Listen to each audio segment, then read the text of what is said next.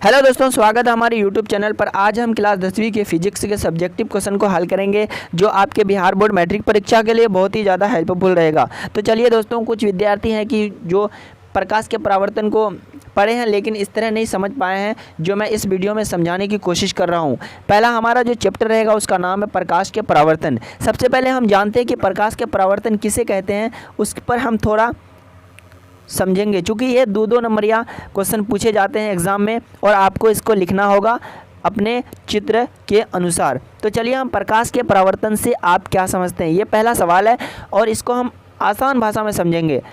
यहाँ चूँकि प्रकाश की किरण एक माध्यम से दूसरे माध्यम में चलकर सतह पर आपतित होती है, उसका कुछ हिस्सा पहले माध्यम में पुनः लौट जाती है। इस घटना को प्रकाश का परावर्तन कहते हैं। लेकिन अगर इससे सबसे सीहल भाषा में, आसान भाषा में अगर कहा जाए कि जब प्रकाश की किरण किसी सतह से टकराकर कुछ नियमों का पालन करते हुए पुनः लौट जाने की क्रिया को प्रकाश का परावर्तन कहते हैं।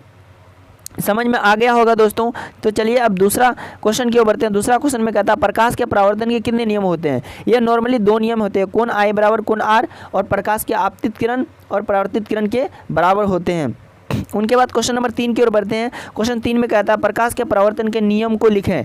आपको क्या करना है, प्रकाश के परावर्तन के दोनों नियमों को लिखना है। सबसे पहला नियम लिखना है, आपतित किरण परावर्तित किरण दर्पण के आपतन बिंदु पर डाला गया अभिलंब के तल में होते हैं। जैसे हम एक छोटी सी चित्र बनाकर आपको समझाते हैं। जैसे हमारे पास एक सतह है और एक अभिलंब है, यहाँ से एक आपतित किरण आता है, उनके बाद यहाँ से रिफ्लेक्शन होकर बाद परावर्तित हो जाता है।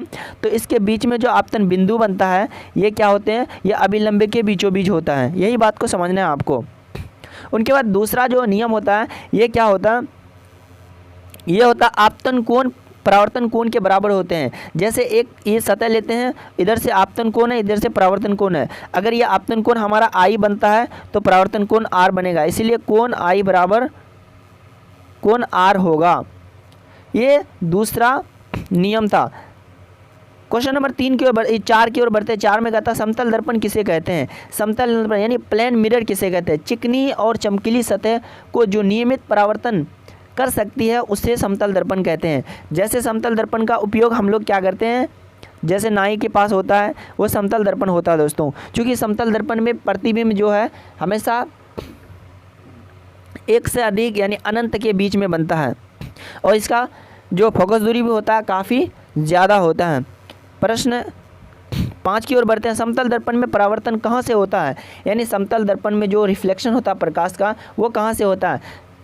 उत्तर है समतल दर्पण में परावर्तन मुख्यतः पीछे की कलाई वाली सतह से होती है। यानी पीछे की जो कलाई वाली सतह होती है उससे परावर्तन होके फिर हमें पुनः क्या होता है, प्रकाश की किरण दिखाई पड़ता है।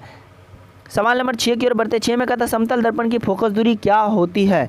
अब समतल दर्पण की फोकस दूरी क्या होती है, हमने पहले ही बता दिया था कि समतल दर्पण की जो फोकस दूरी होती है वो अनंत होती है। जैसे आप समतल किसी नाई के पास जाएंगे तो आप उसके सामने अगर दर्पण के सामने खड़े हो जाएंगे तो आपका जो प्रतिबिंब है वो लाखों करोड़ों दिखाई देगा, ऐसे दिखते रहेगा। आप एक बार आजमाइश करके देख सकते हैं दोस्तों। ये बहुत ही इंपॉर्टेंट चीज़ है और इसकी फोकस दूरी बहुत ज़्यादा अनंत होती है। सवाल नंबर 7 की ओर बढ़ते हैं। 7 में कहता है समतल दर्पण में प्रतिबिंब का क्या नियम है। समतल दर्पण में प्रतिबिंब का क्या नियम है। तो सबसे पहले हमने नियम समझ गया कि प्रतिबिंब क्या होता है, हमेशा अधिक क्या कहते हैं, फोकस दूरी वाली बनती है, ज़्यादा फोकस दूरी वाली। समतल दर्पण के सामने वस्तु जितनी दूरी पर होती है प्रतिबिंब दर्पण के पीछे उतनी ही दूरी पर बनती है। क्योंकि आप अगर समतल दर्पण के सामने खड़े होंगे तो आपको उसके पीछे दर्पण के पीछे प्रतिबिंब दिखाई देगा। वस्तु और प्रतिबिंब को मिलाने वाली रेखा दर्पण की सतह पर लंबवत होती है और ये आपको लंबा दिखाई देगा। क्वेश्चन नंबर 8 की ओर बढ़ते हैं। 8 में कहता है पार्श्विक उत्क्रमण से आप क्या समझते हैं।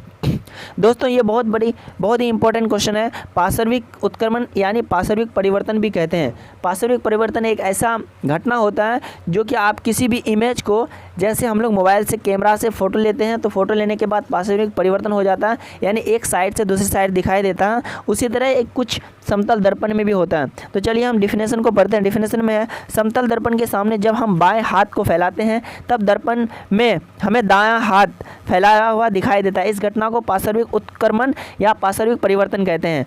आप अच्छी तरह समझ गए होंगे कि पार्श्विक परिवर्तन क्या है। जैसे कि दोस्तों आपको एग्जाम्पल सुनने को मिलेगा कि आप जैसे मोबाइल से फ़ोटो लेंगे। मोबाइल से फ़ोटो लेने के बाद आप आजमाइश करेंगे कि अगर आपके मोबाइल में पासवर्ड परिवर्तन का जो नोटिफिकेशन है वो ऑन रहेगा तो आपको ऑटोमेटिक, अगर दर्पण के आपके चेहरे बाएं साइड रहेगा तो आप ऑटोमेटिक दाएं साइड हो जाएंगे, आप देखेंगे अपने मोबाइल से करके। चलिए हमारा पहला क्वेश्चन नंबर 9 की ओर बढ़ते हैं। गोलीय दर्पण किसे कहते हैं? गोलीय दर्पण खोखले गोलाकार दर्पण के किसी खंड को गोलीय दर्पण कहते हैं, या गोलीय दर्पण जो पूर्ण रूप से गोल हो उसे गोलीय दर्पण कहते हैं, इस तरह भी कह सकते हैं हम।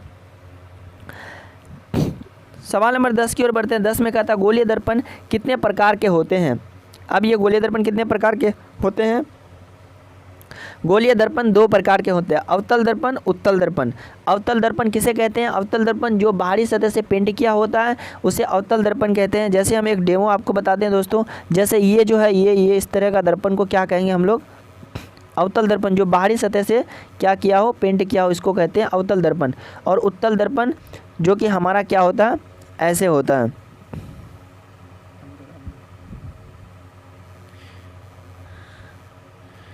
ऐसे करेंगे, उसके बाद ये अंदर की तरफ से क्या होता है, हमारा पेंट किया होता है। तो इसका आसान भाषा में अगर समझना है तो दोस्तों, गोलीय दर्पण, अवतल दर्पण और उत्तल दर्पण 2 प्रकार के होते हैं। अगर वीडियो अच्छी लगे तो वीडियो को लाइक करें और हमारे चैनल को सब्सक्राइब नहीं किया तो प्लीज़ चैनल को सब्सक्राइब करें।